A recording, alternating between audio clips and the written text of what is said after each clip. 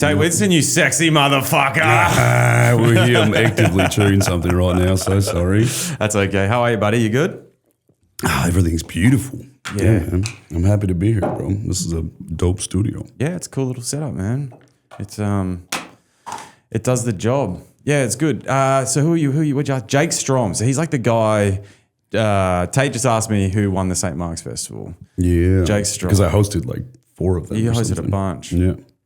You're a fucking good host, by the way. You're funny as fuck. Thank you, bro.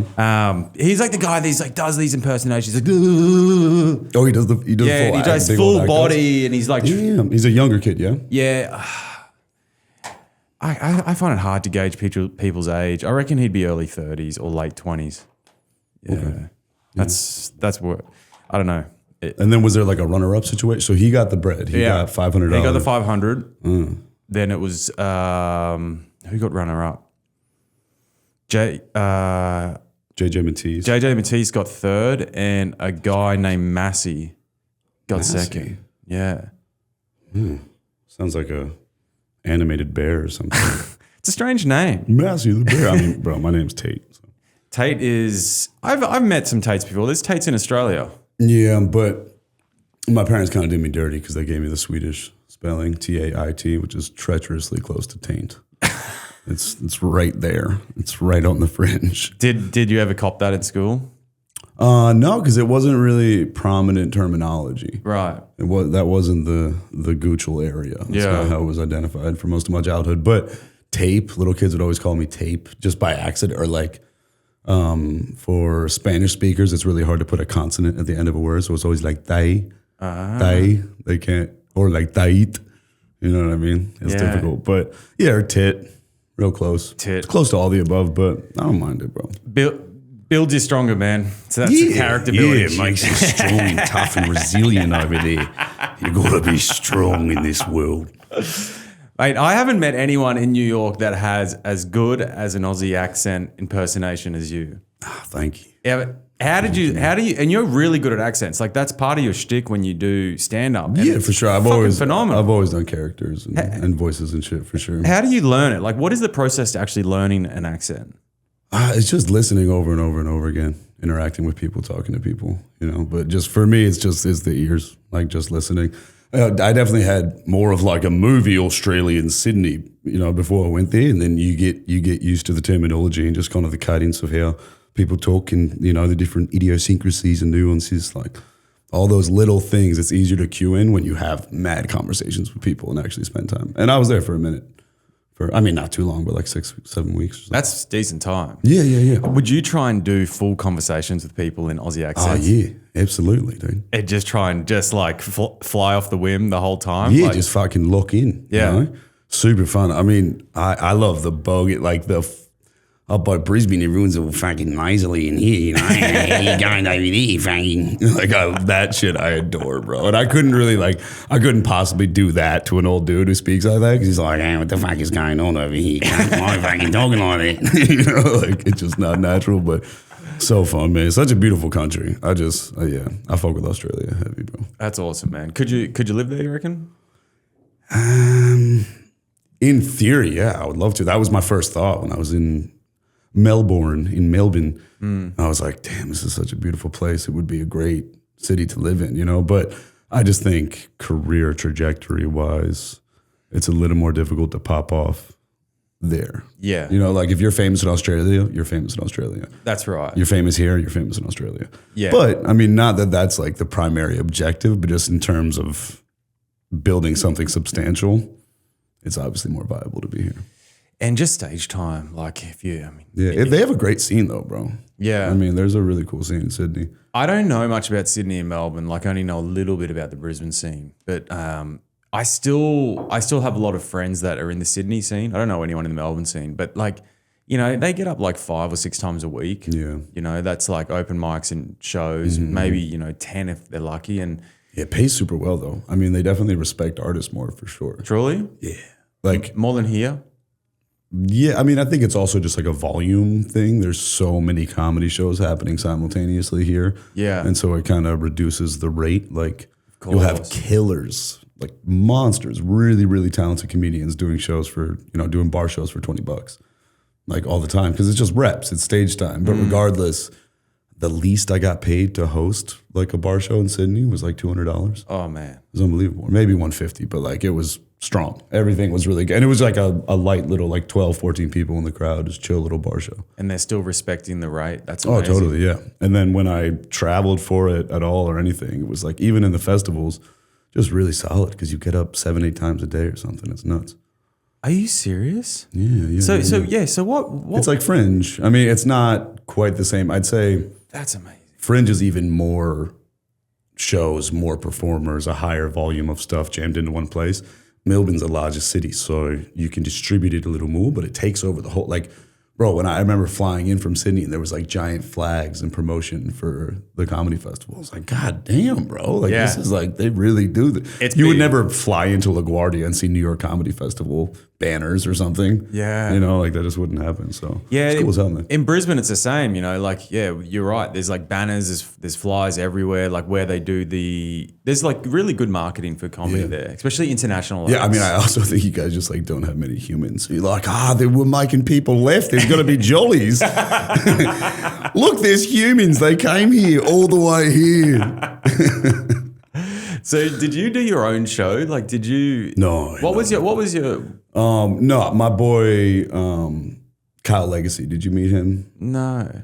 He's a fucking Scouser from Liverpool. Oh, I have met him with the curly hair. Yeah, he's a funny fucker. Yeah, I've he's seen him at St. ridiculous. Mark's. Fucking LeBron James of comedy. He's crazy, man. Yeah, he's out of his mind. But Yeah. he's been running shows in Oz and then at all the Fringe festivals for a decade plus or whatever. So I went out there with him. And he got me a bunch of gigs in Sydney and in Melbourne. It was fire, bro. That's sick. Yeah, it was incredible, man. And then how is it that you can do, like, if you're in the Fringe Festival, you can do like up to 5, 6, 7 shows a day? Yeah, it's just they're produced shows, right? Yeah. So people have showcases and they're going to throw you time. That's amazing. Yeah, and it's not even necessarily a spot trading situation. They could just be like, oh, I fuck with this kid. He's funny. Like, come do some time on my show. That's you know? sick. And there's more opportunity for that to happen because there's so many shows happening at the same time. You know? Yeah. Like, so it's cool. And did you recently go to Edinburgh? No, I was supposed to, and then my uncle died type shit. Shout out my uncle. Shout out death. Shout out, Uncle. Yeah, I was doing a little bit of chat GBTing on you before, and it said, Chat Geppetto? yeah. Oh, my. It said, that the you other said you day, were bro? doing a chat Geppetto. No. Fucking Ali Colbert said that the other day, and I geeked so hard. She was like, let me ask Chat Geppetto. And I was like, yo, that's fire. That is She's a weird. mad funny guy. Yeah, she's funny as hell. Have you been to Edinburgh Fringe before? No, bro. No. Haven't been to Scotland. No. Scotland.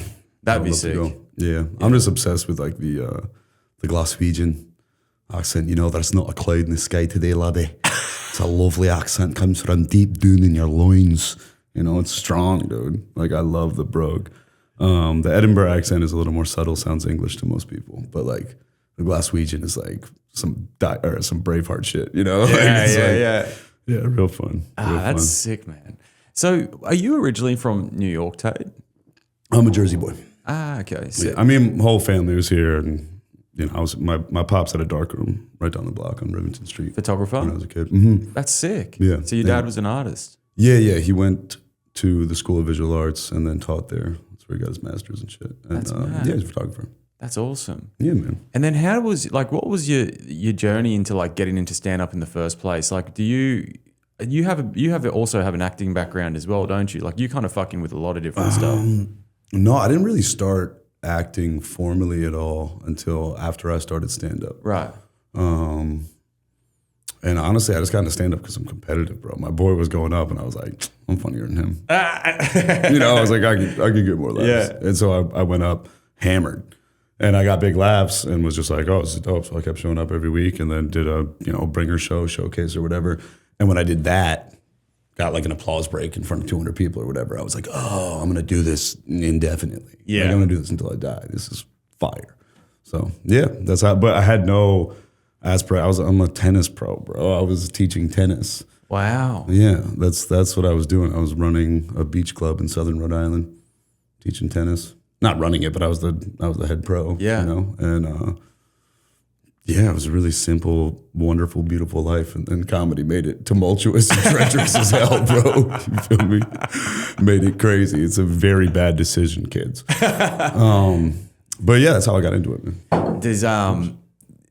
Did you originally, like as a child or when you were playing tennis professionally, like did you have ambitions to go pro with it? Not even. I wasn't good enough. Yeah, everything kind of happened by accident. Like pro tennis. Like I played tournaments for money. Yeah. I'd say like semi-pro. I've played professionally, and I played at a high level. I was real good in high school. I mean, I was like a state finalist in New Jersey, and wow, I had a sick record my junior year. I was like 33-6 or something, but I wasn't like as good as you need to be. You know what I mean? I just got really fit and then got obsessed with tennis in my early 20s and cleaned my serve up and just got a lot stronger so that I could compete. But I still was just like, bro, the gap is, I mean, these dudes are unbelievable. I started really late too. I started when I was like 12, which is super late for a competitive tennis player. I was a little skate rat. I was a skateboarder, bro. Sick. So yeah, man. But that was a strange career transition. Yeah. Particularly because I started getting paid and I started getting enough work and doing comedy full time when I was only like 4 years into it.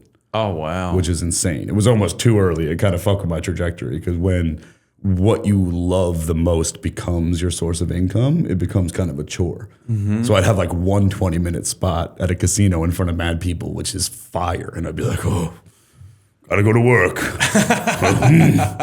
Well, here we go. Gotta strap on my boots, and you're like, shut the fuck up, bro. Like, this is all you've wanted to do. Like, this is what you aspire to do. But it kind of, it shifts your psychology about it a little bit. So it's good to keep that in perspective. When the pandemic hit, I was really like, oh, I was a spoiled brat, dog. Like, I had a great situation. I was living in hotels and getting on stage every night, making good money, bro. Wow. Yeah. So how did you fast forward or I guess fast track your trajectory so fast to like going from winging it one night and killing and then being like a professional stand-up in 4 years? I mean, that is truly unheard of. I mean, it's being done, but it's rare. Honestly, I think it's amazing. And to be honest, I'm not surprised. I'm not just saying that. Like, I think you're actually one of my favorite comics. I appreciate getting you, around. Like, man, you. you're so fucking funny. So I'm not surprised at all. But that's super cool. Do you like? Yeah, I mean, it was definitely just very lucky circumstances, but I just continued to show up and show and prove, I think. And it's not. I mean, again, it's not like I was making crazy bread, but I was living and had a really good situation. Again, I'm like sleeping in nice hotel rooms every night. Like, life was really cool. And I think, yeah, I mean, I kind of had cheat codes because of all the accent work and all the characters. It enabled me to crush early on when I didn't really have any jokes. I didn't really have anything developed. I didn't understand the craft at all, but I could do an Irish accent or something and girls like, oh my God. Like, so it's just like you get a cheap, it's like a little fucking magic trick, a little bar trick, I look back retroactively at so much footage and I'm like, oh my God, bro. I was up there just like running accents, just like a potpourri of like, I mean, that's still what I do, bro. I'm a hack, whatever. You're not a hack. But it was definitely just super fortunate circumstances. But then I think being able to consistently crush in front of large crowds and a variety of crowds, that was the key. It was just like the versatility because there's a lot of people that crush in front of club crowds but can't do well in the hood or vice versa. It's good to be able to, make an 8-year-old laugh and an 80-year-old laugh in any country if you can. I mean, being able to do the accents, especially in a place like New York where you've got such international audiences. Yeah. I mean, that's what made him sharp though, for sure, is I was like at the Chrysalis Pear and shit and it's McDougal Street. It's just all tourists that couldn't get into the cellar getting barked in. And then if I can do their accent to them, they freak the fuck out. Yeah. There's so many Aussies have been like, dude, surely your dad is Aussie or something. Like your mum, like what? Like just like so confused. I mean, I've had so many people, Latinos especially, because I speak Spanish, are just like, ¿de dónde eres? And I'm like, yo soy americano. They're like, no. I'm like, yeah, bro. They're like, Argentino? I'm like, no. They're like, Colombiano? I'm like, no. As well, I mean, especially, touring with my boy, because it's a big Latino crowd. It's like that. It's just very commonplace. But it's fun, man. It's fun. I've been really lucky to be here and be surrounded by such an eclectic group of people because I get to fuck around and sharpen all these accents by just doing them over and over again, you know? Yeah. And then so in that 4 years, you were honing in on your accents, you were obviously getting better, but what was your like behind the scenes work that you were doing to help you grow? Like, did you have a schedule with writing, or did you have No, dude, everything was just comedy. Yeah. Everything was just comedy. I mostly wrote the majority of my jokes, particularly at that time, were just from something funny I said either on stage or to one of my boys, and then I just wrote it down and sharpened it into something. Yeah. I was just getting up, bro. I got up like 6 to 8 times a day. Like I was just up all the time. I would get there at 3, 4 p.m., do the mic, maybe pop over to the Village Lantern or the comedy shop now, and do another mic. And then I'd bark for like 4 shows. Wow. I was barking, everything.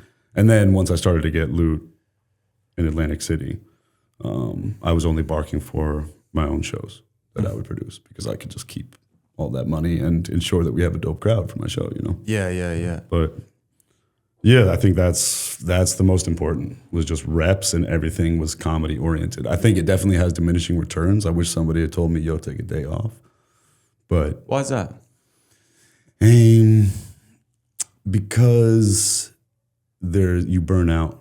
At a certain point, you're just regurgitating the same material and going through the motions of shit. And even when you're getting big pops, you might not really be learning anything from it because you're so just like comedy centric. It's good to take a day, and if you're a nerd like me, watch some fucking anime and read a fantasy book, smoke a joint, chill, or like if you go to a baseball game or like go to the beach or whatever. I think that's really important, even for young comics, particularly ones that are super fixated and obsessed with the thing. To generate new material and to have perspective on the world, you have to go live in the world. You can't just live in the comedy world, bro. Because then all of your joke writing, everything becomes super academic almost, and you're just like, oh, jokey jokes. Go do something. Yeah. I think it's important because I didn't do that at all for probably 4 years. You know what I mean? A little bit here and there, but it was pretty much just like stand up. Yeah, that's funny that you say that, because I was talking to my wife last night and I was like, dude, I need to go do something. I need to like go get out. I need some experiences because I've just been doing this every single day. Yeah. And that's what I'm saying, bro. People move here and they forget that it's like the Mecca, bro, that it's a cultural Mecca. It's the hub. There's everything. There's so much dope shit you can do on any night. Yeah. And people are just like, well, I've got to go to work and focus on my job. I talked to some girl the other day. She was 24 years old, and she was like, yeah, I'm a bit of a homebody. She moved here from somewhere in the Midwest. She works remotely. She literally only goes downstairs to the like Joe and the Juice that's connected to her building and works remotely, and then goes back up to her apartment. She was like, yeah, I like never go out. I was like, why the fuck are you here? Yeah. And why are you paying this much rent? Yeah. Like, that's so outrageous to me, bro. It's crazy. I just don't get it. That's wild. So where have you traveled around the US doing comedy? Like everywhere? No, not everywhere. A bunch of places though. You said Vegas? You've done some stuff at Vegas? No. I could be working in Vegas with Magic Mike Live, but I feel like that city would eat me alive, bro. I mean, I lived in like the diet version of it in Atlantic City. Atlantic City is significantly more depressing, and I'm sure a lot of the like opioid epidemic and urban decay is a lot more intense there than it is in Vegas. But Vegas is essentially the same thing. I mean, it's a gambling city, mad drugs and alcohol and prostitution and just pain, just concentrated pain. It's a very visceral, palpable thing, bro. Where is Definitely fucked me up when I was down there. Where is Atlantic City? Southern New Jersey. Right. Yeah, because that's like Trump's got some buildings down there as well. He used to, yeah, when he pulled out. Right. It kind of fucked the city.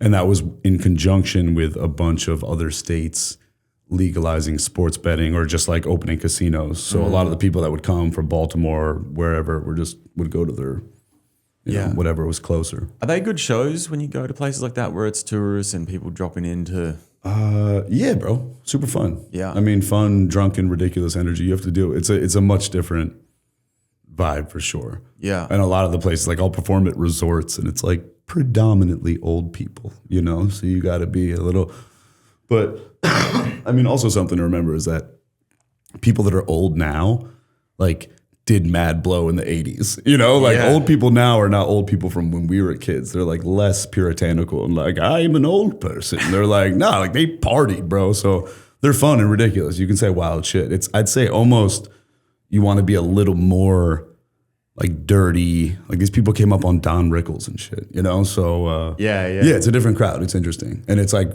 a real mix. It'll be like a family of 5 from the Bronx, and then it'll be like 4 old rednecks from West Virginia, and then it'll be like, you know, a young couple from Philly that's like, we're going to celebrate. You know, it's an interesting mix. That's sick. Yeah, that's what I love about Broadway is like the crowds are always so different from all different walks of life, you know, like, and they're all barked in from Times Square. So you just get some fucking freaks in there. It's cool. Yeah, so they've all been deceived. A lot of them are just relieved because they like. There's these guys that they're like, I was told I would see Jerry Seinfeld and Amy Schumer. I was told this was definitely going to happen. Where is Amy Schumer? I love her in show. Do you know how often that happens, bro? It's crazy. Yeah. It's fucking insane. Yes, so Dave Chappelle never came out. Where the fuck is Dave Chappelle, cunt? You guys promised me. A lot of the times people are just relieved that it's actually a comedy show because they're like, they buy the tickets so reluctantly. Like, I guess I want to see a comedy show. Do you bark up there? No. Okay. No. Oh, it scared me for a second. I was scared for you. Just saying, it's crazy, bro. LOL used to be even wilder. What was that? LOL in Times Square. Was that a club? Yeah. Is it still around? It shut down recently. Right. Shut down maybe 2 years ago. That's sad when a club shuts down. Yeah. There was definitely some nefarious activities associated with that spot, but it was great for a ton of comics for sure, man. But yeah, I don't know. I think that's so silly when people are like, oh, we got Chris Rock. You're like, what, dog? Yeah. No shot. No shot is that dude on the lineup. And you're paying $20 for a ticket? Come on, dude. Yeah. Yeah, it's insane. Yeah. It's a fun journey though. There's a new club. I don't know, have you been there? It's near Times Square. What's it called? The Comedy Village? Have you been to that one? Yeah. That's PJ Lander's club. Oh, yeah. Is he a comic? Yeah. He's a veteran. He's been doing it for a long time. Oh, it's sick. Apparently it's a good club. Bro. It's like growing. It's a super dope club. Yeah, it's nice. They got a little downstairs in the bar with a smaller stage, which is great, and it packs out really well. But then the upstairs is huge. It probably seats like 150 plus. Wow. Yeah, it's great. So it's a double tier. They could theoretically do 2 shows at the same time. They may actually do that. Wow. I don't know. Yeah, it's a solid spot. Yeah, that's the guy. Yeah, this just so your home, like, because they say like every comic you got to kind of find a home. Like when you're developing, you got to find a club, 1 or 2 clubs that just like give you stage time. And yeah, for sure. So, I mean, St. Mark's is my home now. Because, I mean, I'm just super close with Alex. That's my boy. So I'd rather be hanging out there 100% than most places. You know what I mean? Yeah. It's just a fun environment, bro. Shout out Puppy Flake. Yeah. I love that club. Yeah, it's wonderful, dude. It's like a home away from home for a lot of people, I think. It's just such a nice vibe. Yeah. And you were getting up a fair bit at the Grizzly Pear downtown. Oh, back in that was the come up club, bro. Yeah. For a lot of us, that's how I met a ton of my closest boys and people in comedy and made amazing connections. I mean, it was that was Kenny Warren and Gabe Dorado helped turn that into a club. And Kenny they ran things over there for years. And there was a summer or two where it was like, it was bananas, bro. The lineups were just insane. You look back at them and you're like, "Talk, how are we doing that on like a Tuesday night?" It was crazy. But I mean I used to bark every day, bro. I mean, pretty much 7 days a week. Like I was just out there. I was like synonymous with that block, bro. Like I was like always on the street. I knew all the drug dealers, all the homeless dudes, all the employees at all the restaurants and everything. It was crazy. That's sick. It was crazy. But it was insane. It enabled me to get up at least 3 times a day on a real show in front of real humans. Even if it's 6 to 8 people, I'm saying the words, you know? Yeah. I'm getting a legitimate reaction. I can gauge what's going on. An open mic is just an exercise. Yeah. Because half the shit that your boys laugh at really hard is like cringe lord nonsense that's not going to work. I mean, not necessarily, I could be hating, but a good percentage of the time it's cringe lord nonsense that's not going to get a pop at a real show. And the shit that people are like, he's saying this joke again. I remember one time doing a joke. I was like a year and a half into comedy or something. And I was doing a joke at Karma Lounge, and you used to be able to smoke cigarettes in there. There was some clause where they were it was like a hookah bar and cigar lounge or something. It might still be there, but you could smoke cigarettes. And so I would smoke cigarettes on stage. It was just cool as fuck. But either way, I was running a joke, and this kid had been at the mic before that at some other club.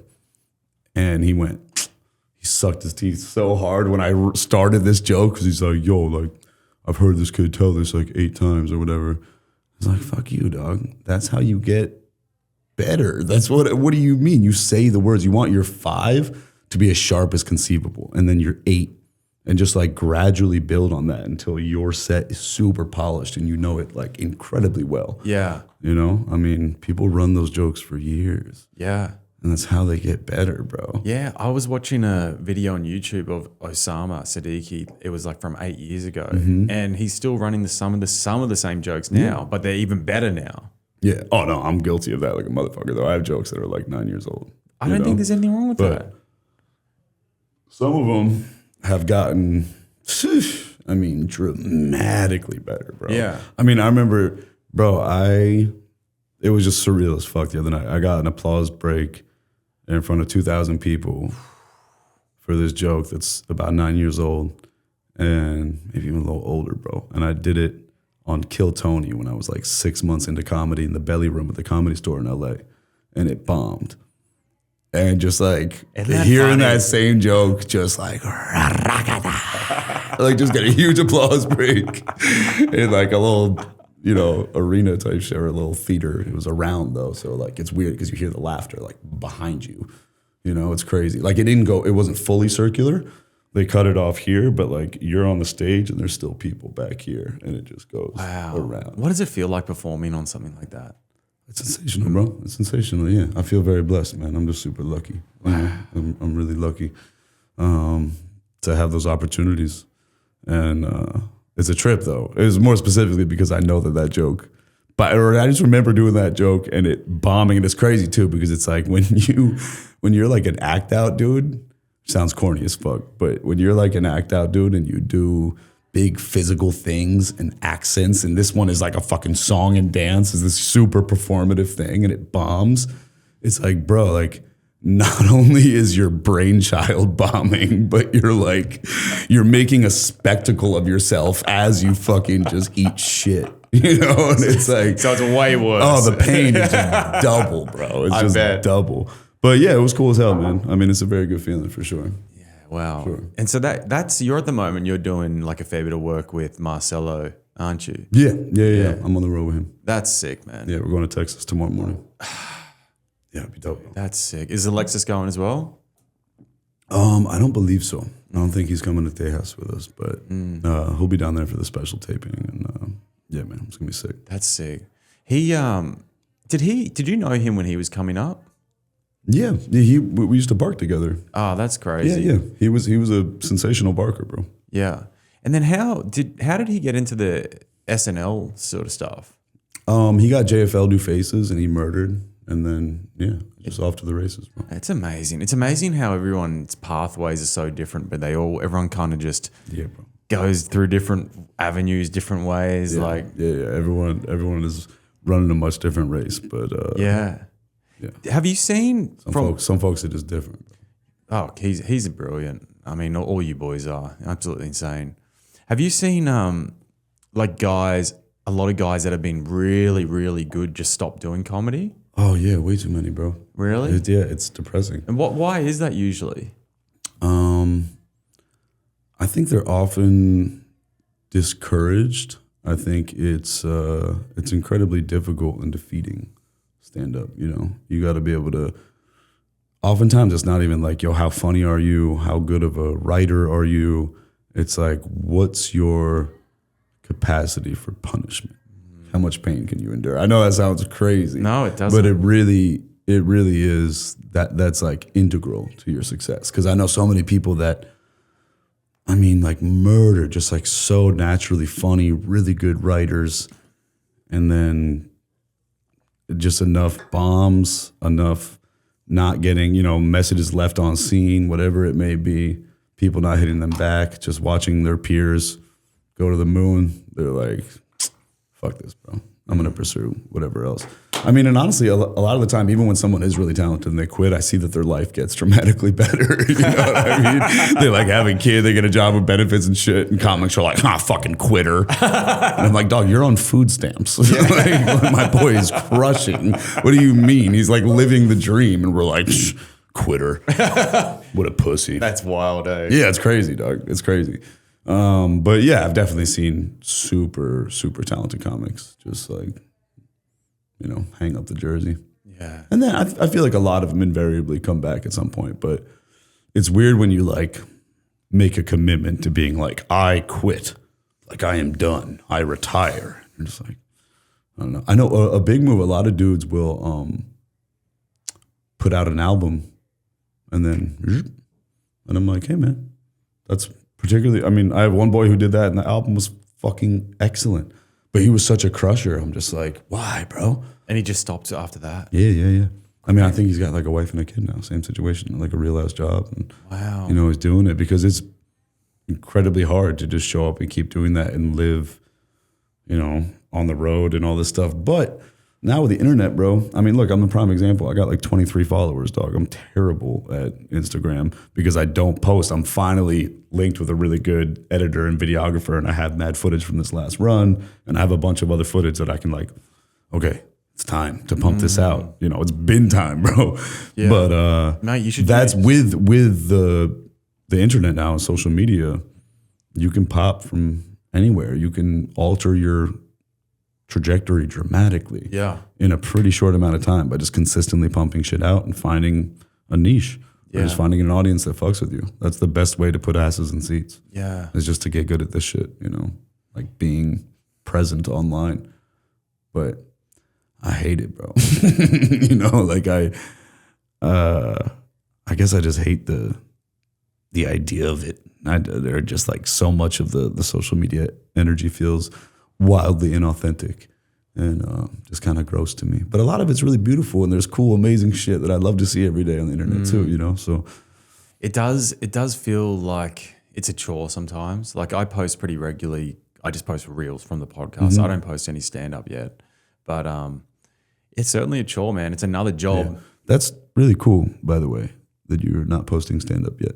Because I think you're actually very funny and there's a bunch of shit you could post that would do really well. But yeah, don't be reluctant to take your time with that shit, dog. That's huge. I see so many kids that are like 2-3 years in and they're pumping things out constantly. And it's just an expose in their own mediocrity. It's just an indictment on their lack of skill. And it's nothing personal. It might actually be really funny kids that are going to be super dope one day. But then all of this shit just lives on the internet. And I guess you can archive it and whatever, but just like you don't need to. No. Don't rush to do all that, bro. Like you're good.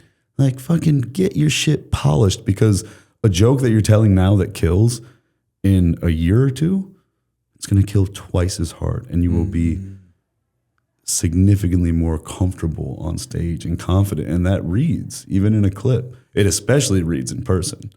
That's that's why you see comics that are not particularly strong do quite well because they're just chilling on stage and the crowd can read their level of comfort. Yeah. They see how relaxed they are, So it's cool that you're not like, gotta get these clip up here and these clip up here. No, man, just stay with the pod. And I'm not saying don't upload. If you have a banger, bro, that looks great, throw it up there by all means. But just don't think that you need to be like a clip machine for the stand-up specifically. Pump out the content, but with the stand-up, get the bangers, bro. Yeah. Put those out occasionally when it's really locked and you feel good about it, but let those jokes grow and develop, man, because they're going to get so much better. You're going to get so much better. Yeah, bro. I'm just finding that if I look back 2 months, I'm changing so much. Oh, dude, because you're at the stage right now. You're what, a year and something in? Yeah, bro, you're just going to get so like. Yeah, there'll be so. It's like when you start a sport or anything else. If you are intrinsically gifted, if you have an aptitude for that thing, which I think you do for stand up. your ability to grow and develop in a short period of time is bananas, bro. Like you just get so good so fast. I remember the same thing. Like when I left, I started stand up in Rhode Island and did it for about 6-7 months there or whatever.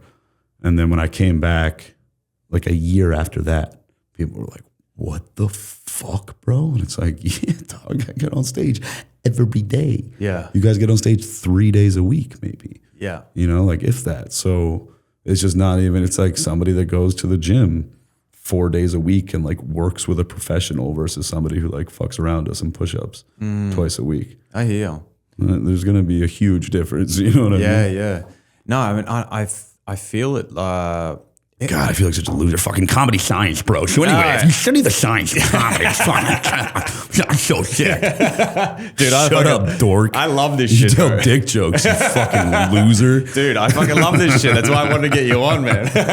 I'm like, yeah, so basically, if you look at the thermodynamics of the comedy sphere and occasionally glance at the statistics on the side, fucking dork, dude. Dude, I fucking love this shit. I'm nerding on this shit right now. I know, I have bro. a heart on. It's fucking good. I am literally fully erect right now. Fucking bricked up there, fella. You fucking love it. Oh, nothing gets me rock hard like a fucking good comedy talk there, cunt. Fuck. Fucking cool ass.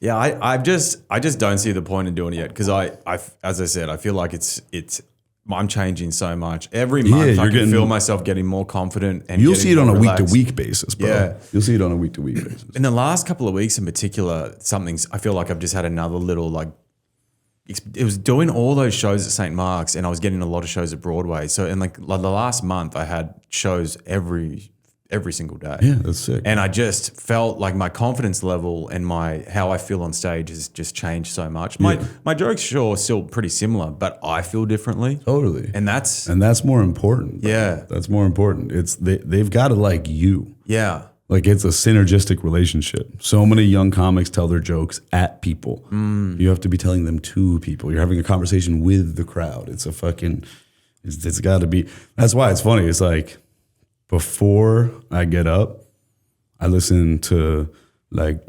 reggaeton and R&B and really sexy music or like groovy house and prog rock shit. Like I want like sexy vibe because I'm like, I'm gonna go fuck the audience right quick. I'm gonna go, And then afterwards I listen to like boo, boo, boo, boo, like murderous Griselda shit because I'm like, yeah, I just killed the audience. Like I just My boys are always like, bro, why do you listen to such violent shit? Like, don't you feel good? You just made people laugh. And I'm like, yeah, but now I want the fucking But beforehand I try and feel, because it really is like, it's not just like, here are my things, like ingest them. You're like, no, here's me.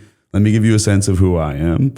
And now let's have a conversation about it. You feel me? And when that conversation is cohesive, that's when you're killing. It's when you're just saying things at people is when you're bombing. Yeah. That's always how it is. And then just having fun is imperative, bro. That's why you do this shit. 100%. To have fun. You'll notice every time you're having fun on stage, even if it's not a good set, you don't have that like debilitating, like, oh, I just ate a bag of dicks. Oh my God. Like that terrible post-bomb feeling. You know what I mean? You're just like, nah, that sucked. You know what I mean? But you're straight because you had fun. Yeah. That's what you got to do. And I don't know, for me, it's difficult to like fully bomb if you're enjoying yourself, you know, and you're just present. Like if you're cognizant of the bomb and what it is and the energy in the room, you address it or not, or just do your own thing. Yeah. But if you're chilling, they're chilling. That's, you saying the word present, that's standing out to me because that change that I've felt in the last few weeks in particular has been a sense of presence. Yeah. It's been like with myself when I'm on stage and like being aware of what's going on. And I also think it's just the reps of doing the same jokes over and over and hammering them into myself. I know them so well now. I know when to pause. I know when to, and I'm Totally. And then you start to play with those, which is really fun, is sometimes you'll fuck around and realize that you should be doing the punchline first as a setup, or you should just reverse the order of it, or you take your last joke that you crush with and you trust the most and you do that up top. So it forces yourself to have more faith and confidence in the remainder of your set and make those other weaker jokes stronger, because you're like, now I got to end with this shit. So you know, like it's got to hit more. It's just good to fuck with your order of operations like that. Once the jokes are really locked, once you trust yourself to you can do the cadence of everything, you know where to pause, you know where to do all these things in your sleep, then start bloop, bloop, bloop, playing with the order, you know. Now let me ask you something, man. Something that I find is there's like aspects of my life that I don't feel that comfortable talking about because I don't know how to pull it off yet. For example, like I have a period of my life where like I used to sleep around a lot. Yeah. And I don't. Well, you were a little fucking slut. Little Aussie slut. You fucking sleeping around. You know, I had a period of my life where I was engaged. You know, I had a period of life where I traveled. There's lots of stories, but a lot of the stories that I think are funny are stories that don't make me look very good because it's mistakes I've made and stuff. So what do you think is the best way to find your voice and find your comfort in those sorts of things? Because I bitch out of that shit at the moment, and I wish I think honestly, it's you almost have to resign yourself to the notion that to extract your best material, you have to be raw and kind of self-revelatory. You know, you kind of have to be like, this is my shit. You know, I've been talking about getting separated and divorced or whatever on stage a lot, and it's brutal, but getting big pops from that, getting laughs from that, or sometimes having it bomb because I haven't fucking figured it out yet, you know, is really, really valuable because it forces me to think about it in a different way. And it gives them a sense of where I'm actually at in my life. I'm like, yo, this is me, bro. You know, like this is a very raw, real component of who I am and what I'm going through at the moment. And so many people, I mean, over half of America knows what divorce is like. Truly, yeah. So that shit fucking hits. Yeah. You know, and most dudes, or a lot, and women, and most whoever know what it's like to be promiscuous or sleep around or whatever it may be. So it's like that. It's just like that shit's real, bro. You should start just writing. Start just trying to pick apart really, like when you think about the most absurd aspects of those periods of your life and the funniest components of those stories, try and just like bullet them out and then build little jokes from there. And then eventually they'll become bits. But if you're really not comfortable talking about it, you know, wait until you are. Or just don't, ever. There's some shit you obviously don't want to talk about, but I've always found that that's why people fuck with podcasts. Because they feel like they're sitting and having a conversation with people. You know, it's like a lot more intimate of a thing. They're like, oh, I really know this dude, you know, versus just like, oh, these are jokes. People can relate with a conversation because everyone has conversations every day. They can't relate with you performing on a stage. Most people are horrified by the idea of getting up in front of strangers with a microphone alone with a light on them. You know, that spooks them the fuck out. But this is really normal. They're like, yeah, I do this shit all the time. I feel like I'm sitting right there, you know? So when you give them a little bit of that on stage, you're like, hey, this is me. And it's something that resonates with them. They're like, it translates. They're like, oh, this motherfucker is being genuine, you know?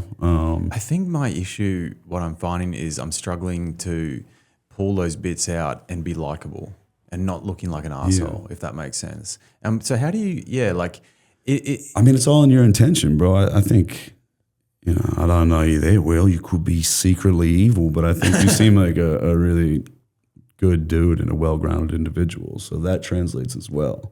So when you're delivering it, it's just like, this is just a part of me. It doesn't mean I'm a bad person or I'm a shitty dude. You know, unless you're like, oh yeah, took 13 Sheilas and I fucking threw them out back and I wrangled up some kangas and we had a boxing match. I bet on the Sheilas. They fucking lost. 13, bro. I love fucking 13 is fucking 13 kangas. It's so good. I love Aussies, bro. They're so wonderful. We're gonna have to do a tour there one day.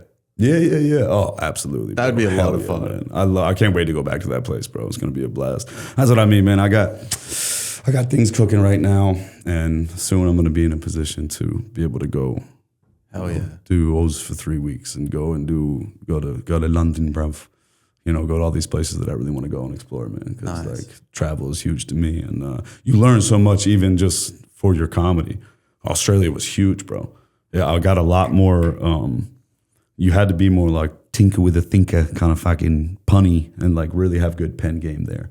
You know, Yeah. Like, a lot of my big act out shit and whatever, and especially all my rap references and everything else, anything I had about Latinos, like they were like, Yeah, because it's not in the culture. yeah, they're just like, I don't know, it doesn't resonate at all. So it was like, oh, I remember one of my first sets there, just pouring sweat, dog, just sweating bullets, like leaking.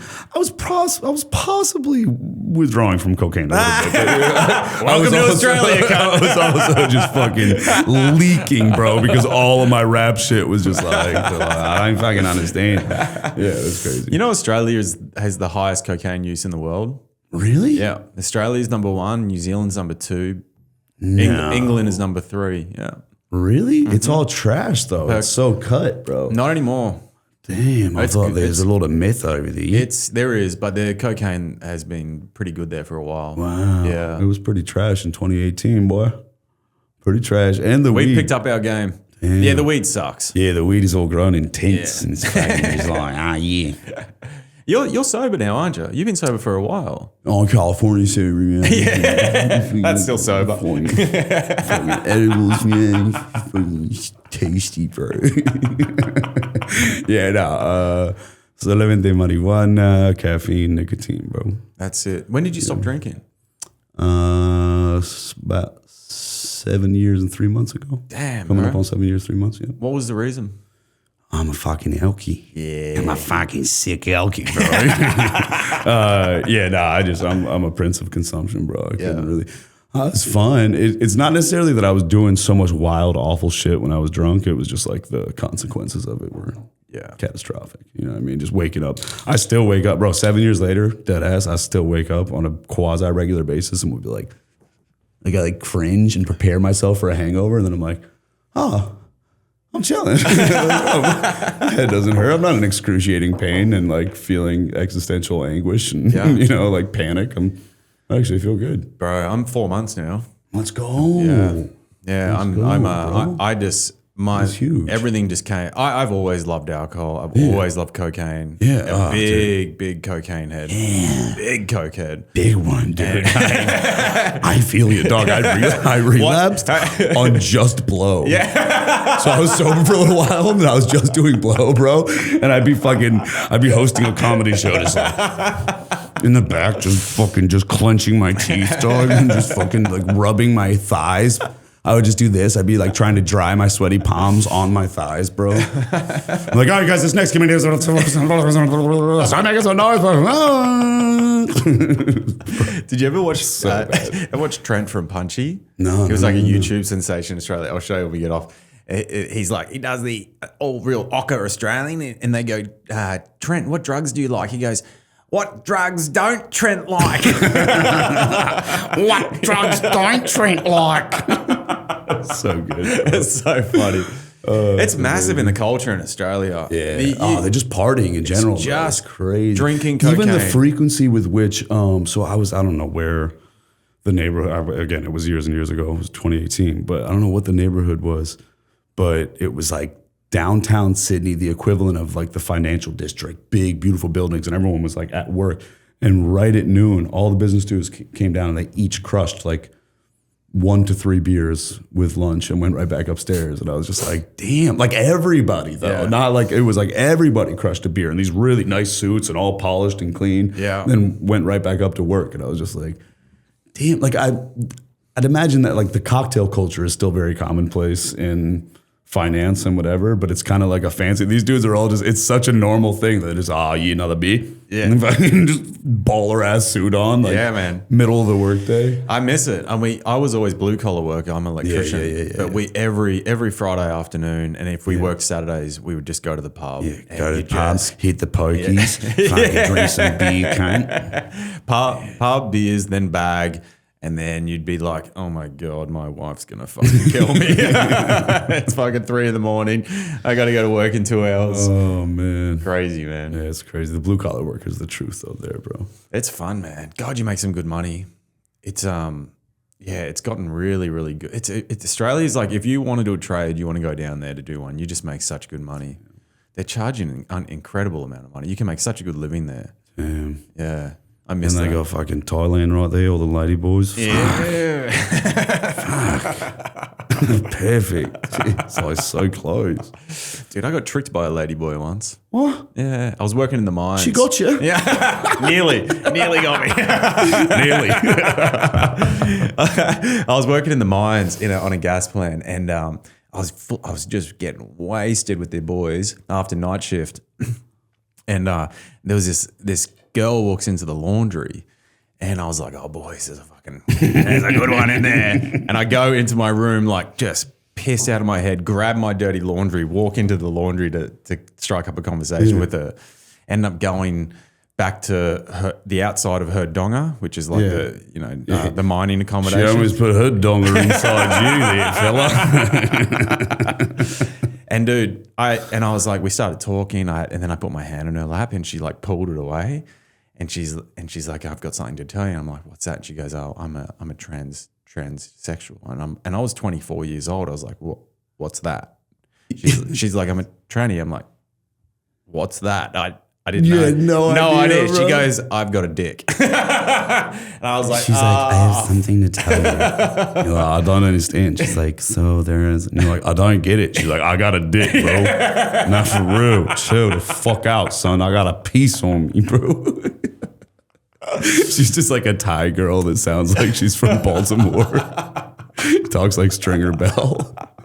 Bro, I told all the boys, because there was like thousands of us on this job site, and I told all the boys, and man, I may as well have fucked her. I copped so much shit. 100%, dude, I would walk into the toilet to do a shit, and on the wall would be like a stick figure picture of like me and this tranny with this big dick like bending me over. I copped it, bro. Oh my God. I just hit myself with the microphone. I was like, oh my God, bro. That's lovely. Yeah, fun times. That's a lovely thing. Fucking blue collar workers never let you live it down, cunt. Never. Oh, dude, that's so good. Yeah. I bet she was a real pretty gal, though. And oh, dude, I bet you the majority of them would have been not even deterred. Absolutely. They probably would have followed through. Man, you could not tell. She must have transitioned early because there was nothing masculine about her. She was feminine, and she had massive bolt-ons. Like, it was like, you know? They got the ladyboy game on lock in Thailand, bro. I'm telling you, they man. do. Illest in the game. They got it on lock, bro. No competition. No competition, bro. It's fucking wild. I can't wait to go. Yeah, Thailand's a fun place. I've never been, but I've heard it's amazing. Yeah, have you been to Bali? No. I gotta do all that. Except, I don't know. I'm always very wary of going places where weed is super, super illegal. Oh yeah, you don't want to do shit there. Yeah, I don't want to go to those places. Yeah. How did you learn Spanish? And I grew up with Latinos and right. Your parents aren't from any of that? No. Yeah. I grew up with Latinos and dated Latina girls. There we go. And my wife is Mexican, so. Oh shit. Yeah. Oh, there we go. Yeah, we're separated, but yeah. She's like, God, I feel so sad. Imagine, bro. That would be crazy. Shout out Caravaggio, bro. Mine? Imagínate. But yeah, so obviously my Spanish got significantly better living with her for 5 years. But then, would you speak Spanish around the house? Yeah, that's sick. Yeah, Spanglish often. But yeah. That's bad. Man. So what's the plans for you in the future, man? What do you got locked in? What do you got coming up? Are you thinking about doing a special anytime soon? Yeah, I'll be doing a special within the next couple of years. I got to build the online presence dramatically, because then it's not really warranted otherwise. I taped something at St. Mark's and it's great. And the majority of it is usable. Could definitely do a clean little 30-minute special from it. Great. But I'm just going to chop it up into clips. Yeah. Dude, I'm just going to try and grow online, build a fan base, and then get a proper special, not just like do a little YouTube thing and beg people to watch it. I want to have like a legitimate fan base. You know? Nah, it's a good idea. Yeah. I got a guy. You should use the guy that does the editing for all my clips in the pod. He lives in India. He's an absolute legend. Reasonable. It's a lot more reasonable than anyone in the US. So you should reach out to him for cutting your clips up and stuff. Like, yeah. Damn. Is that is it like considered indentured servitude, or is it like he's like my slave? Yes, he's my slave. Every man must have one. The British Empire lives on. Oh, colonialism. Do you think that's what makes Australians so fucking crazy, that we came from convicts? Yeah. It must be an element. Yeah, bro. Yeah, dog. 100%. It's not an element. It's a key factor, bro. You're all descended from convicts. It's wild, isn't it? Yeah, it's insane, bro. There's also just like, there's just so many like big, beautiful, like Nordic Viking looking people. And just like, it's crazy, man. Like Australia is a wild place. And the indigenous population is crazy. Yeah. The Aboriginal girls are so beautiful, bro. Oh my Lord. Yeah, like it's just, I don't know. It's a great place, man. I'm hyped to go back. You went up to Cairns, didn't you? Did you go up to Cairns? No. I don't know. I went to beach towns. What is it? St. Kilda's? St. Kilda. St. Kilda? Yeah. That dude. Just the murals, the street art, like the graffiti there is fucking, because it's all like subsidized government. It's all like grants and shit. Yeah. So they just like pay the dopest artists in the city to come out and do these huge, beautiful murals. And it's, man, it was sick. Yeah, it is sick.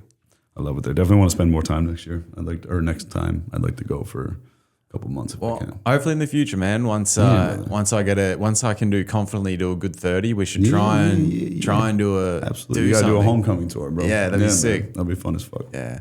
Oh man, let's wrap this up. So do you want to give everyone your socials? Is this where it's been coming from the whole time? Bro, I literally haven't even looked at that shit one time, bro. I've only been looking at your pretty face, bro. God damn. I was like, this is just a ring light. It's so small, bro. Oh my God. Tait Winston on everything. TaitWinston. TaitWinston.com. I'm going to have merch up there momentarily and dates and a bunch of shit. I'll be in Texas for the next week. But all those shits are sold out, bro. So, I'm going to be at the University of Rhode Island, I believe, in September. And then the George in Boston and shit. All of it will be on my Instagram. So that's sick. Boom. Guys, follow Tait. He's a fucking murderer. Cam's an absolute ledge. Absolute fucking ledge. So stoked to have you on, man. It's been Appreciate awesome. you, brother. Mad fun. All right. See you in the next one, guys.